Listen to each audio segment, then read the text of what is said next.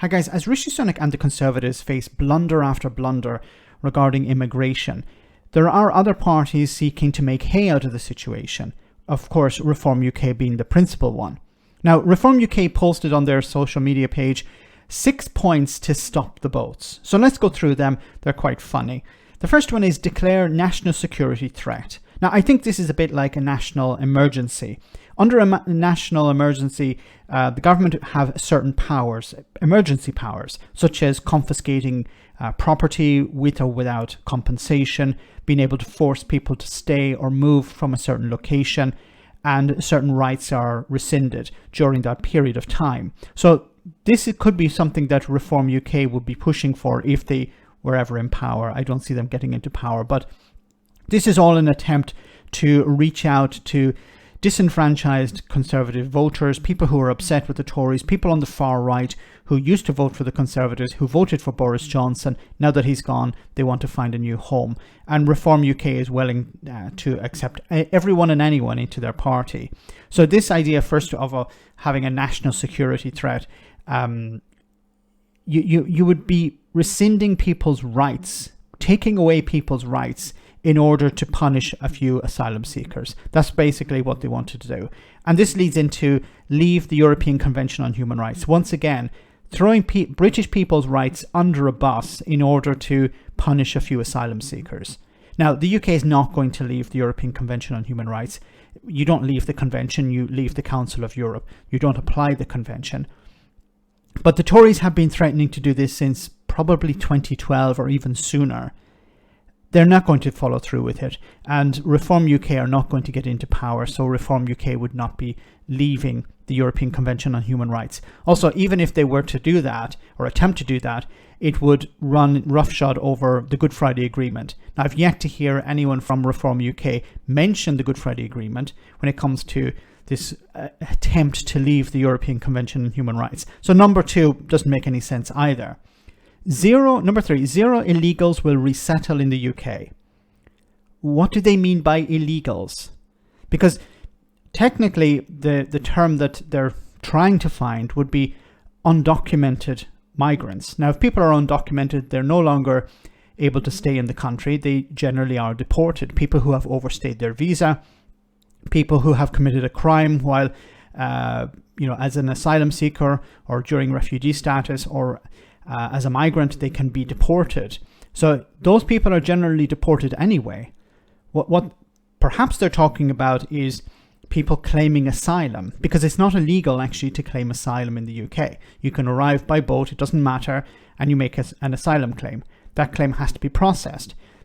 The Reform UK party are trying to paint a picture of people crossing the channel as quote-unquote illegals. But once again, that doesn't make any sense.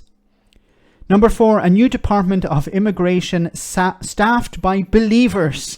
It's like, we're back to Brexit once again. And if you look at the bottom, it says the Brexit Party. Remember back in 2019, just after the Brexit vote, during that difficult period within the Conservative Party, where it was the belief that you needed to send somebody to Brussels to negotiate with the European Union, somebody who believed in Brexit. So here we are once again, the Department of Immigration, probably something like the Home Office, needs to be staffed by believers.